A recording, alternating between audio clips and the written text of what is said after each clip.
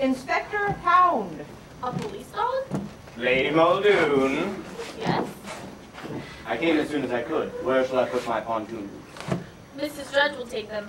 Be prepared as the force's motto has it. Eh, Inspector? How very resourceful. Yes, well, it takes more than a bit of weather to keep a policeman from his duty. Oh, Felicity Cunningham, Major Magnus Muldoon. Good evening.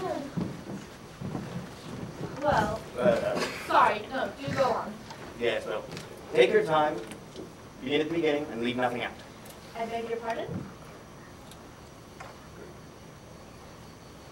Safe hands. Fear not, Lady Muldoon. You're in safe hands now. Well, I don't understand. I'm Inspector Hound. Yes. How did it begin? What? The, thing? What thing? The trouble? There hasn't been any trouble. Didn't you phone the police? I didn't. What for? I see. Put me in a very difficult position. I'll be getting along then. Thank you so much for coming. Oh, that's perfectly all right. I'm terribly sorry. Oh, you never know. It may have been a serious matter. Drink? More serious than that, even. Drink before you go. Oh, no, thank you. I do hope you find him. Find who, madame? Out with it. I thought you were looking for the lunatic. And what do you know of that? It was on the radio? Was it indeed? Well, I didn't know how much you knew. No sense in causing unnecessary panic. With a murderer in our midst. Murderer, did you say? Who has he murdered, Inspector? Perhaps no one. Yet. You believe he's in our midst, Inspector? Yes, any of you have seen a youngish, good-looking man in a smart suit, white shirt, hatless, possibly having to be new in the neighborhood? Someone who on the surface seems as sane as you or I. Now is the time to speak up. Don't interrupt. Inspector, no. Very well. Please, Lady Cynthia, I must ask you to put yourself completely in my hand. Don't, Inspector. I love Albert. Don't think she quite grasped my meaning. You believe one of us is in danger, Inspector? Yes. Don't you think it odd that on his escape, the madman made a beeline from Muldoon Manor? It's my guess that he bears a deep-seated grudge against someone in this very household. Lady Muldoon, where's your husband? My husband? I don't understand. I don't know, but I have reason to believe that one of you is the real McCoy. The real what? William Herbert McCoy, who, as a young man meeting the madman in Canada all those years ago, being solicited for 6 pence for a cup of tea, replied, "Why don't you do a decent day's work, you shifty old bag of horse manure?" In Canada all those years ago, it belonged to make his fortune. The madman, a young boy at the time, never forgot this. Thenceforth carried in his heart the promise of revenge. There's something you've forgotten to tell me. So the madman has struck! Oh, it's horrible, horrible! Yes, now you see the sort of man you're protecting. Cynthia, I have to tell him. There is indeed a man of that description in our midst, Inspector. Simon Gascon. Oh yeah, charm, I'll give him that. He took me in completely. I'm afraid I made a fool of myself, as did poor Cynthia. Where is he now? He couldn't have gotten far. In these conditions. Fear not, Lady Cynthia. I shall apprehend the man who killed your husband. My husband?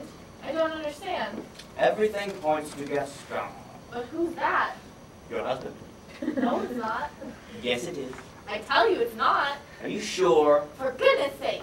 Then who is it? I don't know. Anybody? I've never seen him before.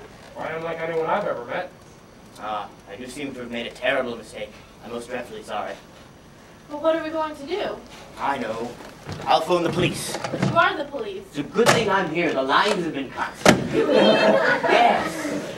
We're cut off from the world and in grave danger. You mean? Yes. I think the killer will strike again. You mean? Yes. One of those ordinary mortals thrown together by fate and cut off from the elements is the man. Search the house. He couldn't have gone far.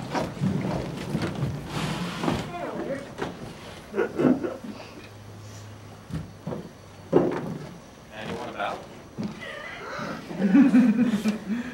Honey? This is where Simon gets the shot.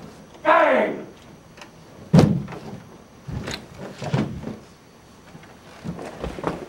Oh my God, what happened, Inspector? Simon Gascon, I presume. Rough justice even for a killer. Unless we assume the body could not have been here before Simon Gascon entered the house. There's our answer. Now, who killed Simon Gaston? And why?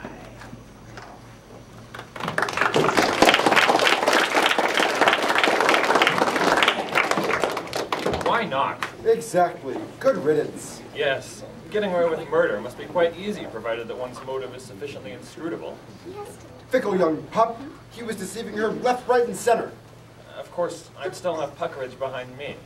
She needs someone steadier, more mature. And if I could, so could he. Yes, I know of a rather nice hotel, very discreet, run by a man of the world. Uneasy lies the head that wears the crown. Breakfast served in one's room and no questions asked. Does Puckeridge dream of me? Yes, well, shaping up quite nicely, yes. Yeah, so what do you make of it so far? Well, it is at this point that the play, for me, comes alive. The groundwork has been well and truly laid, and the author has taken the trouble to learn from the masters of the genre. He has created a real situation, and few will doubt his ability to resolve it with a startling denouement. Certainly that is what it so far lacks, but it has a beginning, a middle, and I have no doubt it will prove to have an end. For this, let us give thanks, and double thanks, for a good, clean show without a trace of smut.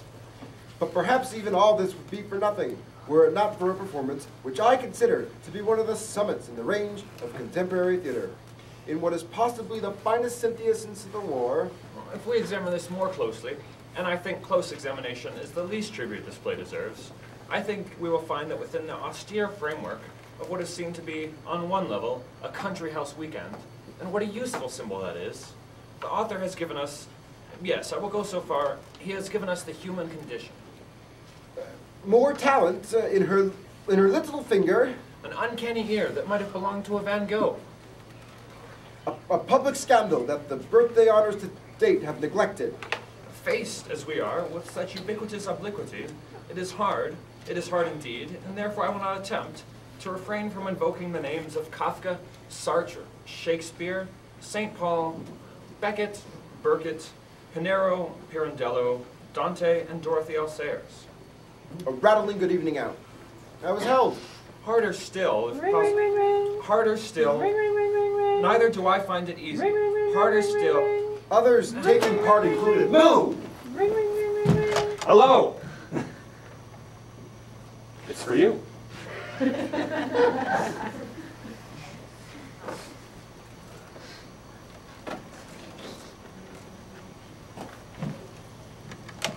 Hello?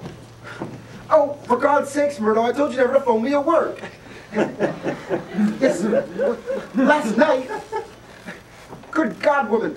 I merely took her out, flattered her a bit over a drink, told her she'd go far.